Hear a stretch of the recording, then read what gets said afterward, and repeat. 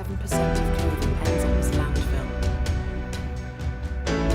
Making amazing things.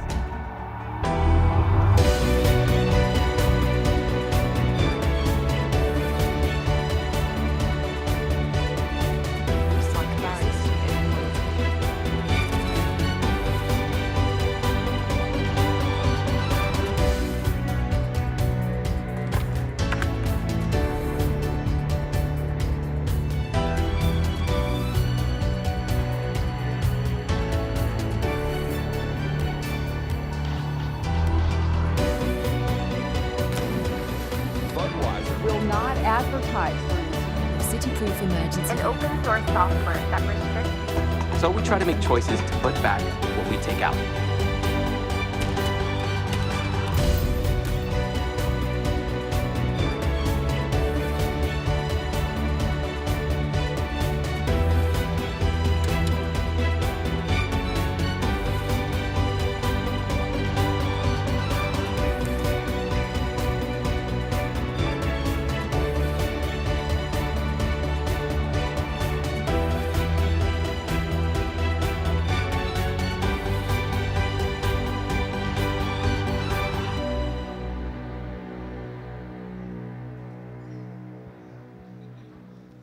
Very nice. You're happy? Mark is the CEO, of course, of WPP, so he was paying a lot of attention. I wasn't expecting the propaganda, but I'm very pleased to see it. Well, I mean, it was just a very quick comment. Of course, we want to start a session. First of all, introducing the panel that we have.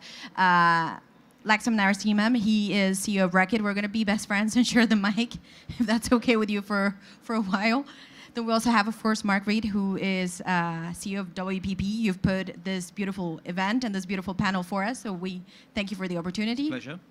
We also have Ruth Porat, who, of course, is CFO of Alphabet, the parent company of Google. We all know Google, and I'm sure we use it every day. And, of course, we also have Ovais, Sarmad, who is the UNFCCC Deputy Secretary General, also joining us. You're going to have to leave a little bit before time, so I'll make sure to ask every question that I want to ask to you in a very brief amount of time. Thank you. And of course, this is day 3 of COP. I'm not sure if you agree, but there's a sentence that is making the rounds, which is, we need more action, less blah, blah, blah. It's a quote from Greta. I'm sure you all know who Greta is, and I'm sure you have big opinions about her too. A lot of politicians do seem to re-quote that quote. I wonder if you agree with it in principle, and if not, perhaps, is there more nuance that's needed in this huge theme that is climate? Great, thank you. Thank you so much, Maria. Really appreciate this. I do think it's very important for people to come together, for us to have a conversation. I think the nature of the conversation has evolved from, is this real, to frankly, what actions do we take and how do we make things happen? And that can't happen unless people meet. So I think it's very important for people to get together and converse so we can get a whole bunch of different views together and we can figure out the best way forward. So blah, blah, blah is not always useless. It's not always useless. I think it's important to get a whole bunch of people aligned to make action happen. I mean, I'm not going to. It's the right challenge, isn't it? Let's be honest, you know, because we have to take action, but these issues are complicated. They do require a degree of conversation and working together and collaboration that this event is fantastic for. But we will be judged, I think, by whether we take action. So to me, it's the right challenge.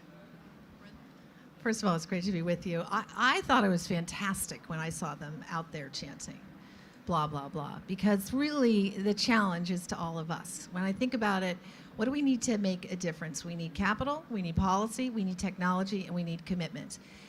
The bankers have told us this week we've got the capital. We're all saying we're fully committed. I believe we've got the technology solutions. Policymakers are driving it. We've got to deliver. And so their challenge to us is right. They are in a place in time where they're asking about their future, and we need to get it done. So I think keep it on, and we need to deliver, and we're committed to doing so. Thank you. First of all, I'd like to welcome you, all of you here, and thank our partners here, working very closely with them from the UN Climate Change Secretariat. The reason why we are here is precisely to address the question that you have raised. Absolutely. I fully agree that more needs to be done, and that's why we are here. And we are very thrilled to be able to organize this unprecedented and absolutely exceptional conference in the middle of the pandemic And that is a manifestation of the urgency, the immediacy of action that is required. And here we are, just out of the 2 days of World Leaders Summit, where some very important, very inspirational commitments have been made. But now we need to take it forward. And there's a lot of discussions happening in the negotiation rooms, which we need to bring those sentiments, those messages from across the society to those negotiations, so that by the end of next week, we get some very serious commitments and decisions that we can all take and be proud of, and to make it happen. And to your point, many actually, if I can share, it's fine. And to your point, many would actually say that the real COP starts now. It's when the politicians leave and you get the Sherpas, the diplomats, and all the personnel behind the scenes to work on the text that will really matter. Absolutely. Come Friday. And that's where the gap, the closing of the gap happens now, because where the world leaders and the civil society have spoken up, they have expressed their views and where the world needs to go to. And now the negotiators, the people on the ground, holding the pen, so to speak, they need to crack it out and get to some real conclusions. And just before we wrap it up on this point, I do want to tell you or ask you, in this COP, but very similar to the G20 that we just had, we didn't have countries like China involved. Is that something that makes you perhaps less optimistic? No, China made a very strong statement. It's a written statement, and the reason they couldn't come, there are many reasons the president couldn't come, but they were very well represented. They have submitted a statement which is available on our website, and China is here with a very big, important delegation, and they're in the rooms and discussing, and they're fully engaged. Of course, and the other big country we know was India, which came out with that 5-point plan. Also, some will say is a real breakthrough in this conference. We talked about closing this gap. Many will say we've heard from the politicians, we've heard from the activists, but it's the companies that are going to execute, because you make and you sell the products that consumers want to buy. So I wonder, how do you see this feeding into what you do? And we have 3 huge companies, very different, but I guess when you look at climate, how are you going to approach it? If I may, to that question, just to reflect on that, is the businesses and companies like WPP, Google, and your company, I can't remember now the name, you are the change makers, you are the innovators.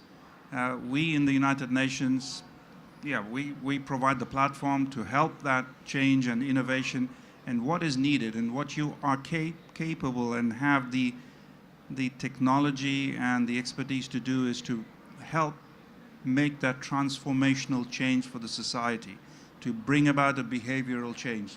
Google need to do that.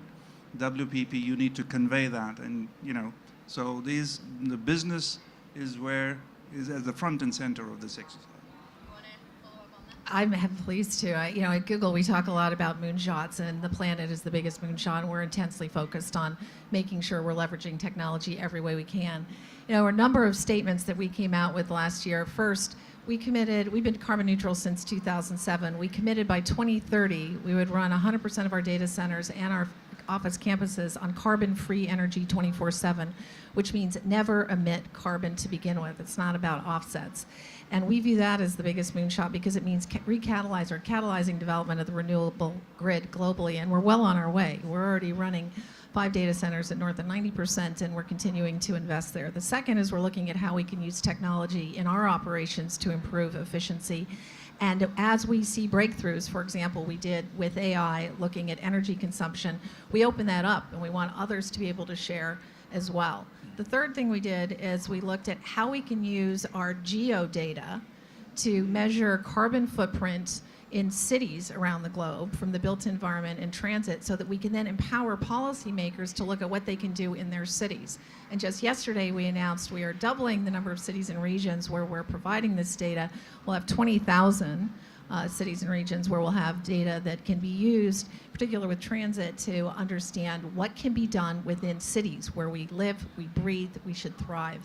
And then finally, we made a commitment last year that by the end of next year, through our products and services, changes in products and services, we would help 1 billion people on the planet be able to make more sustainable choices. So for example, when you go and you search for flights, you'll be able to see carbon footprint from the various options. Or when you buy a washing machine, or anything you do. And it's just a beginning. There's more that needs to happen. There's no question. We looked at it and we said, good start. We need to do more. But by the end of next year, 1 billion people will be able to make smarter decisions. So we're excited about the opportunity to use technology, work with our amazing partners, and be able to accelerate the kinds of choices policymakers and individuals can make. Well, yeah, look, I think what's interesting about this COP is how many businesses, how many corporates are here. I talked to a group of CEOs and said, have you ever been to a COP before?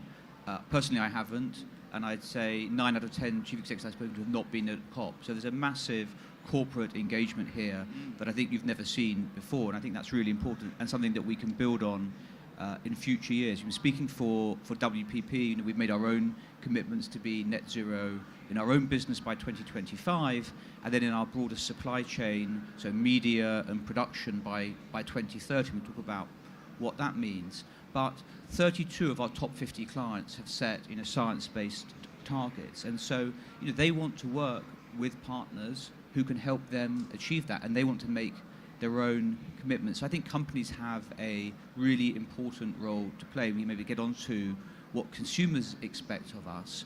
I think the actions that Ruth is talking about are really valuable because they help to educate consumers. But really, as companies, we need to make it easy for consumers, don't we? When you go to the supermarket shelf and you buy product A or product B, it shouldn't be, well, A is good for the environment and B is bad for the environment. A and B should both be capable of being produced without being bad for the environment. And I think that is what you're seeing corporates here really accelerate their journey towards. And did you say, because that was good detail, that this was the year you've seen the most CEOs in this conference? Well, your personal... personally, I haven't been to a COP before, and I'd say most businesses. So I'm curious, why did you feel the need to come to this one this year? Well, we made our own commitments. We have been working with Ovais and the UN team. We did this fantastic campaign with David Attenborough in Warsaw, the People's Seat, right, to give people a voice at COP. And so it struck us as a place that we should be in, where our clients are, and we need to help to engage. Businesses on their own can't fix this. It's going to be businesses, governments, banks, the financial sector. So we need to be at the table, I think, and get the energy that comes from these types of events. And just to pick up on this point, because I think it's really interesting where he says, this is a year where I've seen the most CEOs want to participate on this. Would you say that a CEO who doesn't incorporate in his analysis climate is probably going to be a failed CEO? I think it's going to be an irrelevant CEO and therefore failed. Just so you know, I'm the CEO of Reckitt, which makes Dettol. Thank you very much for all those yes. So just so you know, we have right, 759 stations in here that provide disinfectants and the boxes to keep you safe, including a bunch of our scientists who are here to ensure that in areas where people collect, we've actually got a whole cleaning protocol going on that actually will keep people safe. So we're here first because we're hygiene partners for COP, and we want to be sure that this place is safe. That's the first reason I'm here. It's my first COP. But part of the reason I'm here, it's my first COP too. Now we're a manufacturing company, so we make things that you use every day. Brands like Dettol or Lysol or Mucinex or Durex. There's a whole range of different brands that we have that we make. And we've set a commitment that is 10 years ahead of Paris. So Paris said 2050, we're at 2040. If you look at our numbers, we're at today, MSCI did work on us, and essentially our plans and what's in place will get us to 1.39 degrees. And we're working every day to basically bring that number down. We have goals very specifically for us around our products and how we design products to be much more sustainable. So we have a calculator inside that looks at every single product and what it can do. And we're actually working our hardest to make that number even higher every single day so that the number 1.39 comes down. Now, to Ruth's point about cities, we're also here for a different reason. We're a 200-year-old British company that actually has factories in Hull and R&D center in Hull, which is the Humberside in the north of England. The Humberside produces 25% of the UK's emissions. For the UK to be net zero, the Humberside has to be net zero. So what have we done? We have basically taken 30 different companies. We worked across local organizations to make the Humberside net zero. And so I'm here on behalf of the Humberside and all the companies in the Humberside to say, how do we make it net zero? So I love what you've done because it's important for us to ensure that the Humberside becomes net zero and the government fully sponsors that. The final reason I'm here is because as I look at the entire chain, we're engaging clearly with suppliers. We need to buy better and make that better and make the chains much more sustainable. But importantly, talking to people like Mark and others, we worry a lot about behavior change. So what you're seeing in here is behavior change in action. Our behavior scientists are all around looking to see how people are behaving, what they're doing. We take that insight into the way we design our products, but also the marketing that we do.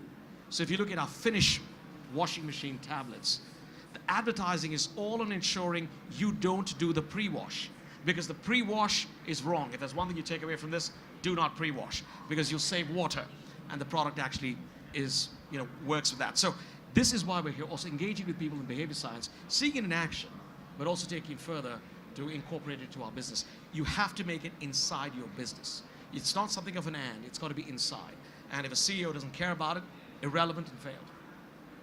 Fully agree with that. And from our process point of view and the organization, we have seen a huge and enormous interest from private sector, and that's very welcome. I go back 4 or 5 years ago, the number of CEOs in private sector that were engaged in the COP were only a handful, and now we're into hundreds, even thousands. And in terms of the capitalization of those companies, it's probably 75% of the world's economy represented by those companies are in some form or the other engaged in this process. Now, we talked about behavioral change. I also refer to as societal change.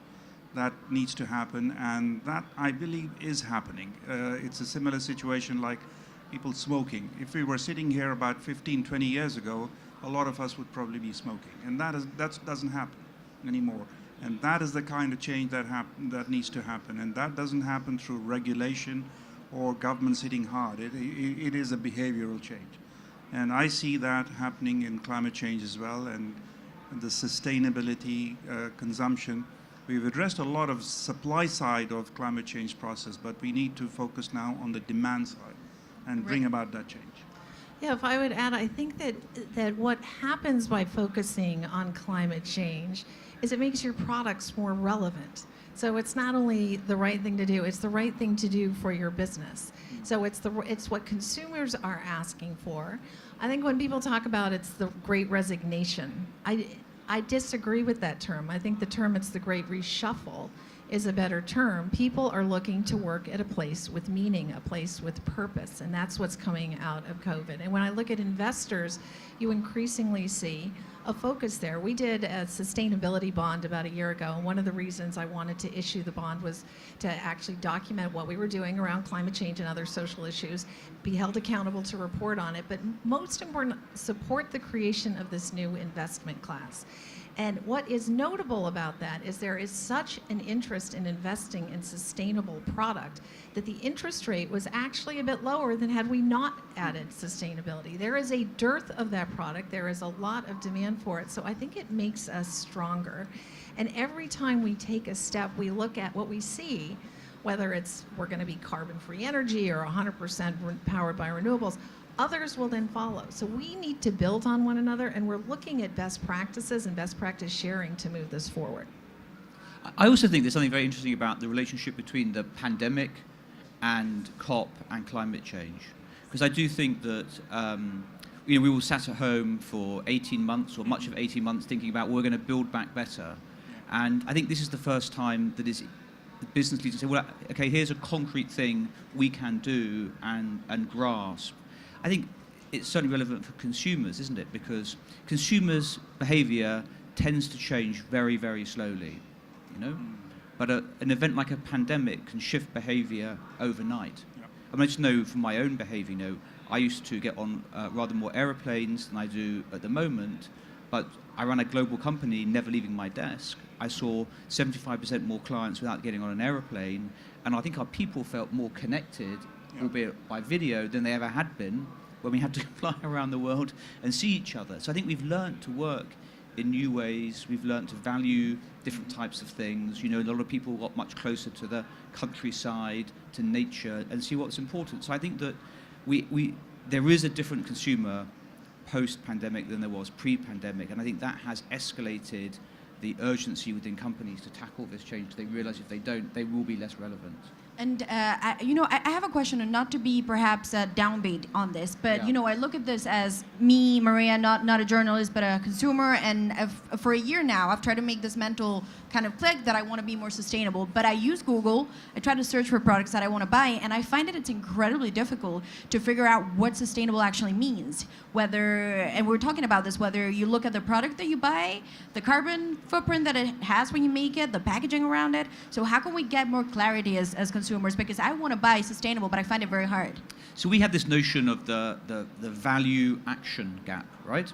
So 80% of consumers value more sustainable living, but 20% of them know how to take action, right? So there's a gap 80 to 20, a gap of 60%. Which is By the huge. way, 95% of consumers expect companies to make it easier for them, right? So don't try and educate consumers like they are educated. They think, how do we make it easier? So this sort of I think it's this false dichotomy of choice, right? So I think what you're saying is it can't be correct. It can't be that we have half the planet on a trajectory which is going to make it worse and half on trajectory is going to make it better, because then there'll be no difference. We have to move to a society where companies can grow and the economy can grow without damaging the planet, don't we? And so I think we just have to make it easier for consumers almost by definition. Now, what you need to do, though, is hold those companies to account, which is where I think solutions like Google can help you. Yeah, so the way we look at it with, for example, the billion user commitment, that we will help people make smarter choices or more sustainable choices in their everyday life, does go to a clarity around what is the carbon footprint if I choose option A versus option B. And many people in this room may say, it can't just be about carbon footprint. What about water? What about other elements? Totally get it, but we got to start somewhere. And so that's one key element. The other element of it is we try and partner up with authoritative sources in areas. So for example, if one of the things you care about is where you invest, we'll team up. We have CDP data right on the screen. For flights, we may have another authoritative source. And then another really important part of your question is, but how do we know all these things that people are saying are right? Alphabet was the first very large tech company to sign up for TCFD. I think TCFD and having consistency in reporting is really important. And the fact that we are all going to be held accountable, we should be held accountable. If I want to get credit with consumers, employees, investors for doing the right thing, and so I put out a statement, I better have backup for that statement, and that's what's required in disclosure. So I think we're converging, it's triangulating to get to better quality data to help people make decisions. And you make a great point about the quality of the data. And we hear this yesterday, the head of the European Commission, Ursula von der Leyen, said that if we can't measure it properly, then we don't know what's in the product. Is that something that perhaps we should pay much more attention? And also, do you trust every partner when you make a product? Because this is not about you, it's a whole supply chain. So how do you trust them and you make sure that that data is correct? So first of all, I think our entire supply chain is evolving at levels that you'd be amazed at the speed at which it is evolving, particularly around transparency. So we are obviously setting specifications that help us really assess what we're buying. And by the way, we need to continue to make that even better because it's a huge source of leverage. Now, there are some supply chains that make it tough. If you look at bio-based materials, you have to be careful that it doesn't, in some ways impinge on the food system. So you've got to, watch the balance in terms of what you do. But there are lots of things going on, lots of technologies evolving. We just launched, for example, a Dettol product here in the UK, which has done incredibly well, which is entirely bio-based. Now, if I look at the manufacturing itself, there's work to be done, and work is going on. But I think the point Ruth is making is we look at every single product, and we look across a set of metrics that help us evaluate whether the product is more sustainable versus not before we put it out into the market. Because the reality is, it doesn't, I fully agree with Ruth, you have to move. You have to move even if there isn't some sort of an industry standard like you have a fat or sugar or whatever, where you say, look at it and say this is much better versus not. You have to ensure that your products are better. And we're doing everything we can in order to make that happen. And then we work with our retail partners to nudge behavior. Particularly around shelf space, where is it? How do you actually ensure that the green or the better is actually better located than some of the others? Because you can nudge behavior to things that are more sustainable versus not. While we wait for this, for this full thing to come through, the other thing you have with QR codes, you have the ability to really give consumers more information than you'd believe with the QR code. So that, I think, is also a great way for us to disseminate information to consumers. we're moving faster than the politicians or the regulation. Is that the case that you see right now as a company? We are not waiting for regulation. No, we're not. We are actually evolving faster because we know we need to do it. Because if we don't do it, how are we going to meet all these goals we have? How do I hit 1.39? How do I take that number down to 1.2? How do I ensure that the kind of sustainability calculator churns out a 75 instead of a 50 in terms of the product being better versus not? Because I need to give consumers choice. But importantly, we've taken every single one of our brands and we've anchored it in one of the SDGs. Every one of our brands. You look at Vanish as a brand, which is the brand that we use for clothing.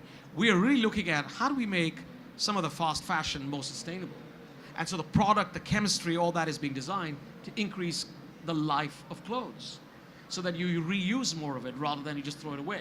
So every single one of our brands is anchored in an SDG, every single one. And what we do is everything we do around that in terms of product, formulation, use, communications is all linked to that. I agree that we're moving now and not waiting to be told specifically what to do.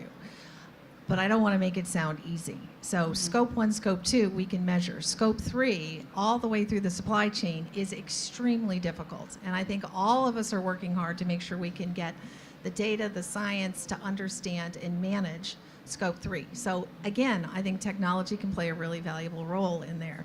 One of the things, as an example, that we're doing, we're working with Unilever using our Google Earth engine to try and help them understand what's going on with deforestation around one of their really critical ingredients, palm oil. And what they said is they want the benefit of our AI and analytics. You combine that with Google Earth engines, you can see through the supply chain and actually monitor deforestation real time. Those are the types of breakthroughs that we're all going to need to embrace if we're going to get to a clear understanding of scope 3 through the supply chain and work with our supply chain to transition, or the value chain, I should say, the full value chain, to understand what's the impact at every point along the way. The good thing is, I would say in my level of optimism, turn back the clock 6 to 12 months ago. How many of us actually said, I'm signing up to look all the way through the value chain? I got to crack the back of all of this. And that we should actually understand leading up to COP was a win. And now, of course, going back to your blah blah, we got to execute on it. Just to add to what Laxman was saying about all the drivers that is driving the change in many of the corporations, I would also add to that, it's the writing on the wall that companies and corporations don't want to become the Kodaks of tomorrow, because the customers, the clients are aware of what they are seeing in terms of the damage that is happening to the environment. And that change is necessary, it's happening, and if the companies and the corporations don't change, then it'll be too late for them. Sorry, I have to leave, but before I leave, I'd like to share with you something that I strongly believe, that is to do with the environment that we have with us, around us. This is not the environment and the climate that we have somehow inherited. We have borrowed it from our future generations, and we have a huge moral responsibility to protect it and hand over in a safe and sustainable and a responsible manner to the next generation. But Mr. Sarmad, just a final question before you leave. But what we heard here from the companies is that they say we have to move ahead, and perhaps all the regulation is not in place. Do you feel like there's a big gap between from where you sit to the actual companies that execute this, that ultimately should be going much, much faster? I think there is a gap now, how big or fast or slow, but from theory to practice? There is recognition. That's what I believe. I like to see the positive side of things, and the fact that we are here, as we said, there is recognition and the change is happening. We just need to accelerate that. And the ones who are here know better how to do it.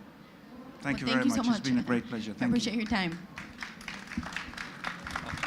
And you get your own mic. Laxman's been re-established with a voice. So can I make a comment on, because I think Ruth's point about practical action is really important, and moving early. We made our commitments to net zero 7 months ago, so I'm pleased we made them 7 months ago and not in 7 months' time. So I think there's a benefit to all companies in moving quickly. I'd say we looked a lot at our scope 3 emissions. So within WPP, our scope 1 and 2 is 90,000 tons. So not significant in the scheme of the world, but our scope 3 is about 5.5 million tons. So the same as a country like Uganda.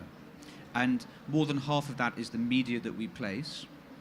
And then the next biggest chunk is the work that we produce for our clients. So we are working with media partners like Google to think through, well, what is the energy consumption of viewing an ad on YouTube? Now, the good news is that thanks to Ruth's hard work, that will be net zero or even positive in a period of time. And so I would expect media partners like Google to get an increasing share of our media budget. Now, what I would say is we'll take it. Yeah, you'll take it. I know.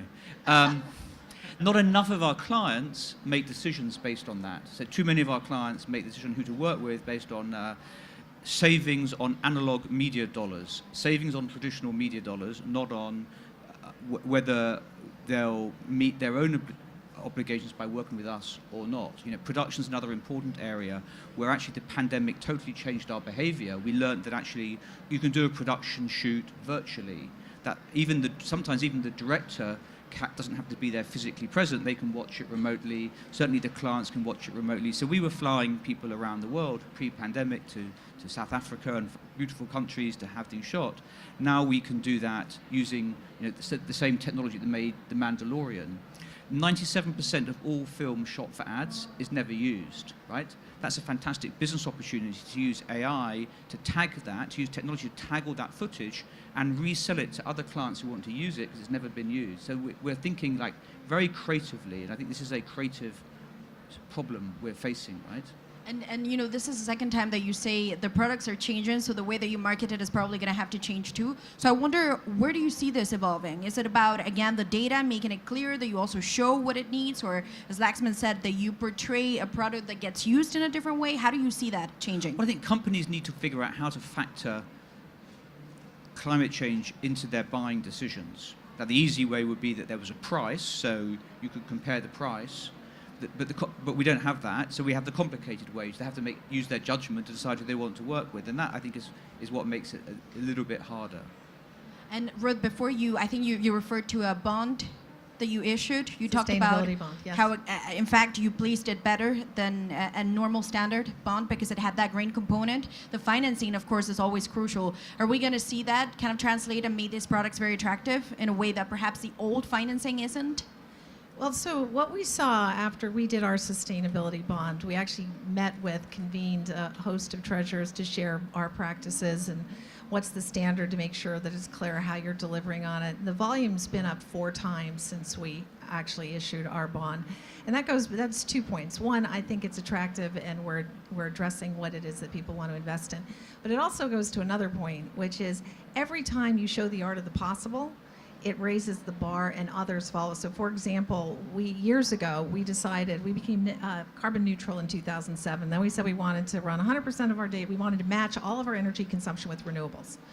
And thought that was audacious back in the day. But by setting out a clear statement of demand, we catalyzed investment in wind and solar so that by 2017, we could match 100% of our energy consumption with renewables, well ahead of what we expected. We became the largest corporate purchaser of renewables. Why? Because there was clarity, and that's one of the things I think that's coming out of the conversations here, is sort of what's the long-term plan, where's the demand going to come from? If you know the demand's going to come, then it actually affects the pricing curve, and it's a helpful way to actually continue to build and make momentum. We've seen that time and time again.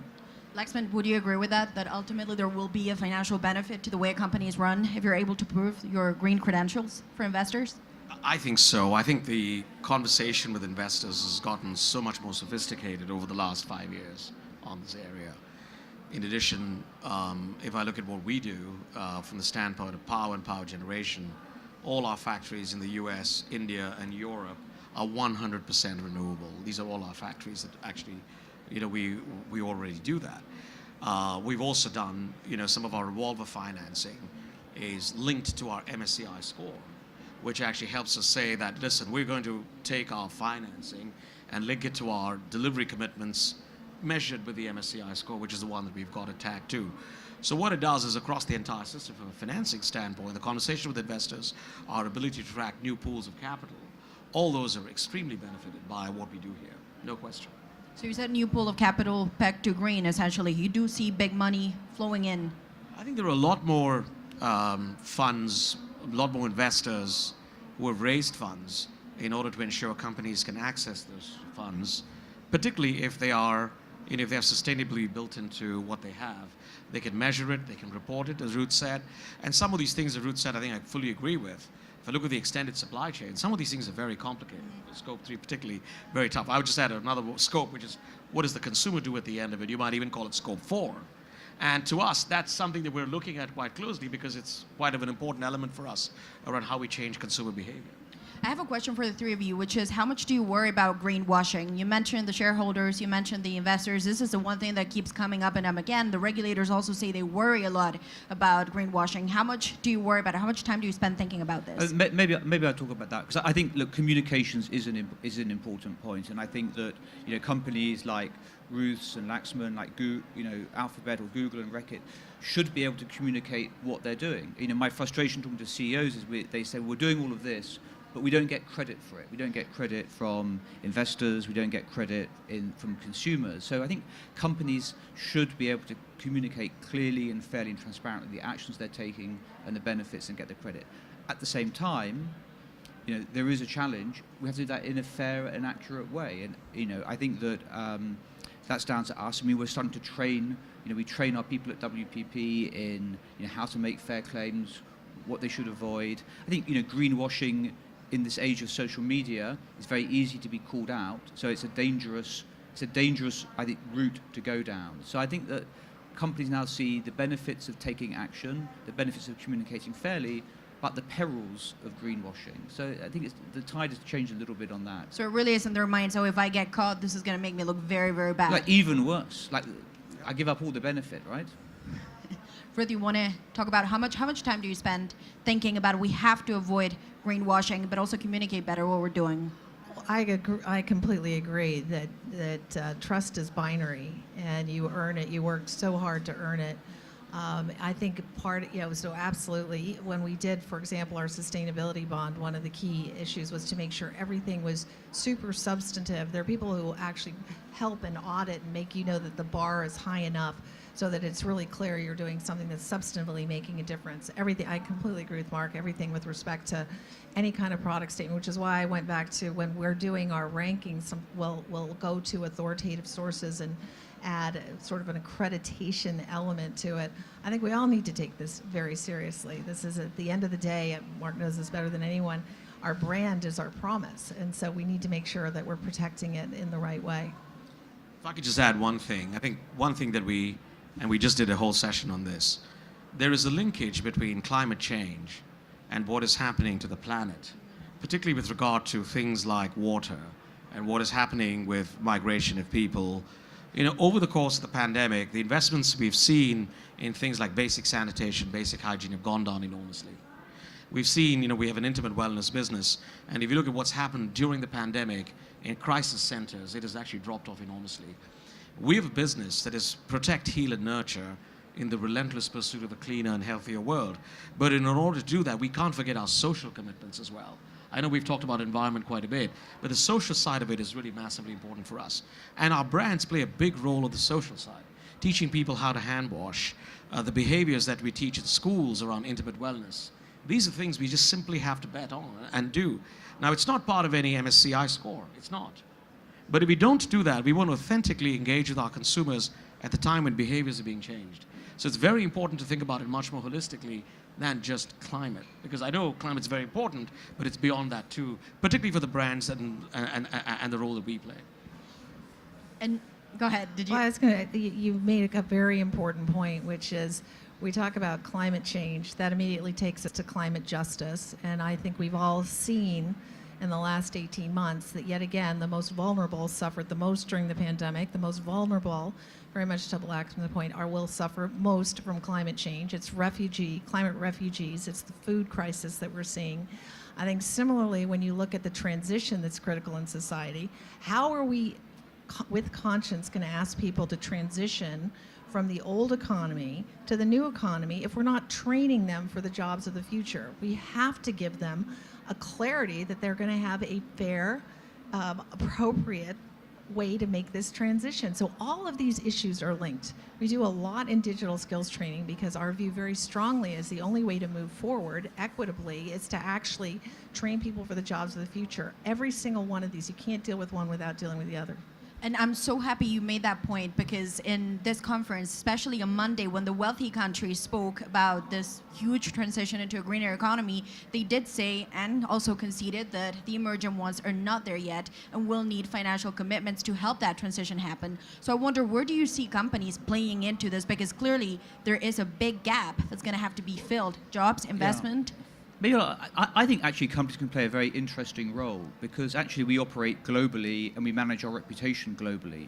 And so, you know, we don't care at WPP if we emit a ton of carbon in London or in Mumbai or in Beijing. It's the same to us. We're trying to eliminate that. So I think actually companies can play almost more of a role than governments. We are, you know, multinational companies, and so there is, I think in this instance, a benefit to that in terms of the actions that we take, the way we, you know, if we decide to make our campuses work on renewable energy, we will create a renewable energy market in those countries that probably don't have one. I'm sure Google has done the same thing, right? You create markets that don't exist before. So I think we can play actually a really interesting role. And I fully agree. I fully agree. And I think some of the apprenticeship programs we do, some of the ways that we are incubating small entrepreneurial companies that are linked with us in the regions in which we operate, because, you know, job creation, we could create jobs for sure, and we obviously invest in facilities all over the world, but we also need to encourage entrepreneurship and innovation in the ecosystems around us. And companies can play a very big job in doing that. And I think clearly there's a lot of incentives, support, et cetera, that governments can give in order to create the stable environment for us to make investments for the long term. But beyond that, there's a lot of agency in companies to make a real difference where they operate. And I wonder, you know, I think about the jobs that you do, and you manage huge global companies that operate across the world. And to get a product right, it is so hard. To get it right in one country is so difficult. How do you do it on a global scale, providing a global service and take into account everything that we said? Not every consumer is starting on the same basis when it comes to climate change. The education, perhaps, around the product is also very different. The way you measure it is also very different. So how do you get a product that works globally and incorporates all of this? Well, look, I think we just have one consistent standard around the world. We don't really think about doing things differently in one market for that. I think our clients, in the main, think in the same way. I mean, the pandemic's been very interesting from a travel perspective, right? You know, the ability to use technology to connect and communicate in ways where we would have traveled before. So I think that's another use of technology that can help us become more connected and help spread ideas faster around the world. Any points that may want to... No, I just say one thing. I think we don't have different standards at all. But what we do look at is we look at the behavior change aspect of it, because it's very contextual. And we do actually think about that. Now, having said that, 20% of the people worldwide wash their hands after going to the bathroom. The number in the UK is 33% for men, 66% for women, and 99% people tell you they did.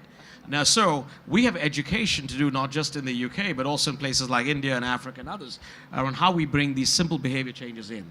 I know it's a bit of a gross example, but we understand it's just important that we appreciate that it doesn't matter whether you're a developed country or a developing country. There are behaviors that have to be learned by every single person, and we think about that contextually.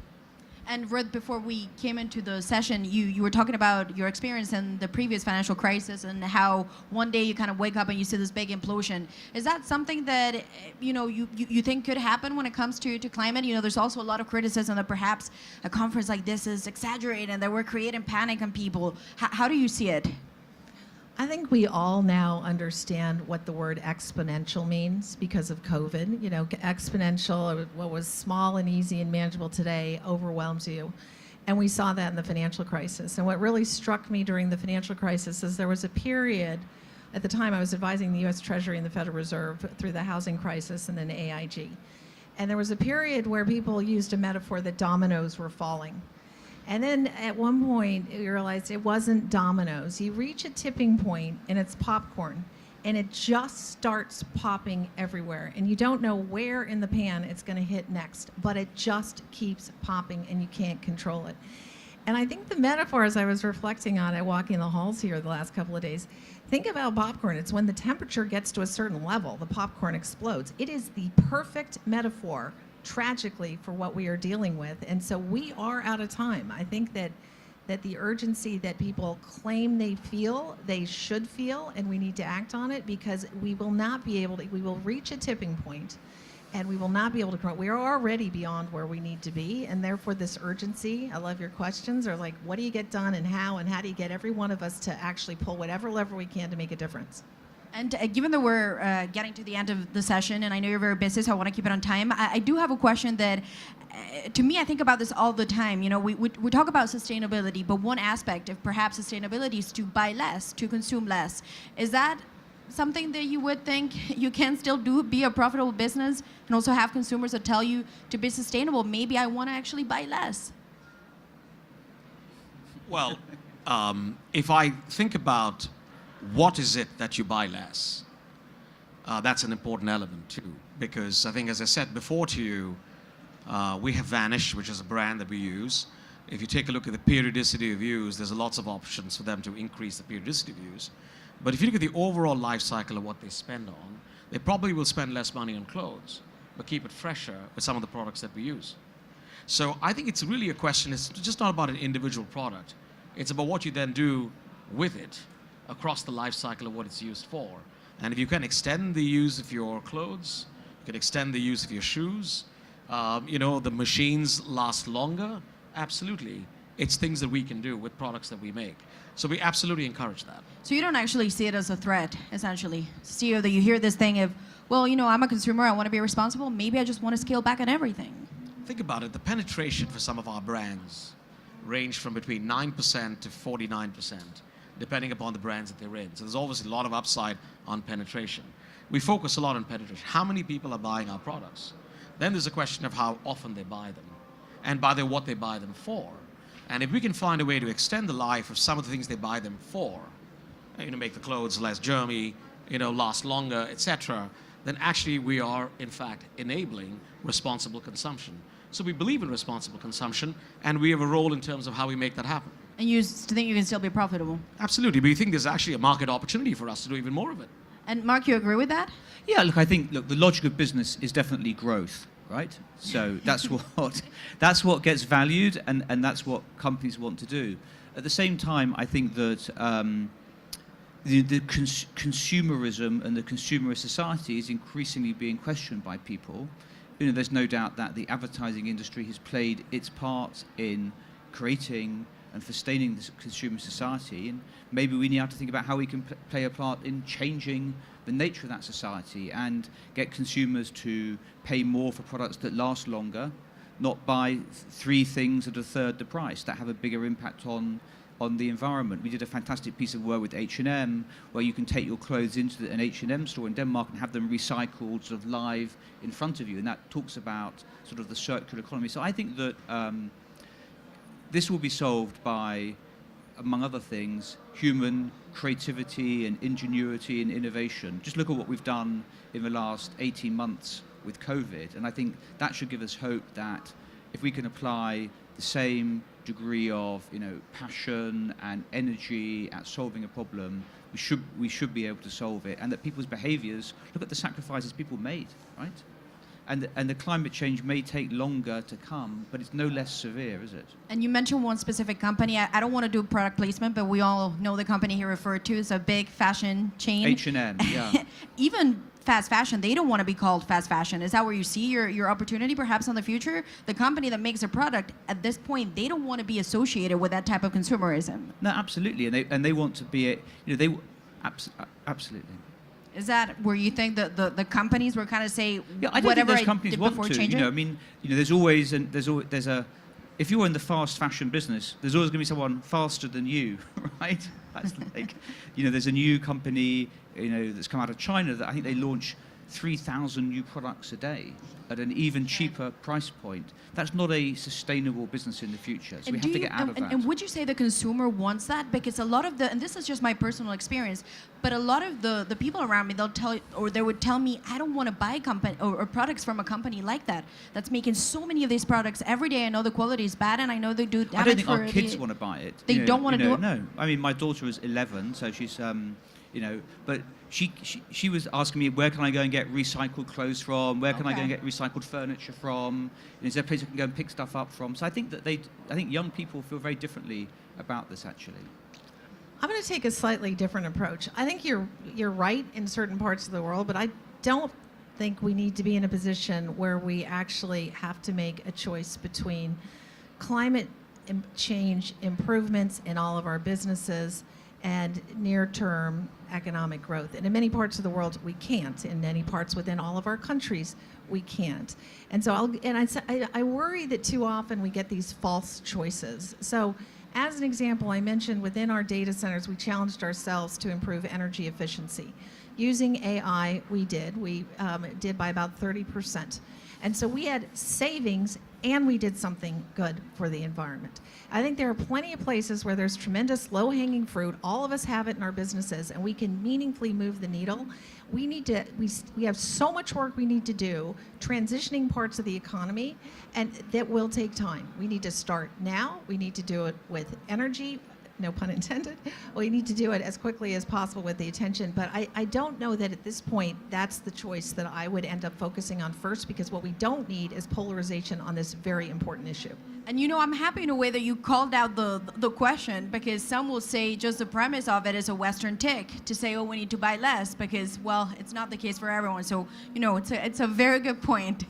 And just the final one, since we're reaching the end of the session, on Friday, it's almost the make or break moment, right? That's where we get the final communique from this conference. What are you hoping you get to see come next week?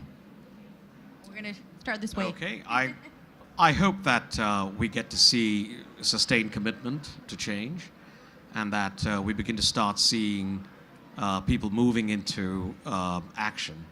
And really, how are we going to ensure that we don't get into what we had historically, potentially, with maybe commitments without a lot of action. But there's work going into getting actions in place. And I think what I would love to see is commitment and a commitment to action. I think we have to close the gap. We came into this COP with a gap between what we've committed to and what the planet needs, and we have to come out with that gap closed and concrete actions and commitments to close that. But it's commitments followed by action, not action followed by commitments, perhaps. Agree with both, and I would add as much clarity as possible from a policy perspective that really supports innovation and all of the steps that need to be taken to move companies, individuals towards a carbon-free world and support innovation that's needed to do so. So just any consistency, predictability, forward-looking guidance, nudge, push, request provides that framework. Well, thank you so much to the three of you, of course, coming here, spending the time. We appreciate that you had a very busy agenda. Mark, in particular, thank you for putting this together. And we hope to see you next year again at COP. And just before we leave, Ruth, I had a question for you. Is this your first COP? It is my first COP. Okay, so we have 3 out of 3. Yes, it is. But not for many of my team members who've been an active COP. I'm delighted to be here, and hopefully I look forward to seeing everybody on the next one, and a lot of progress. Well, thanks so much. Thank you. Appreciate it. Thanks.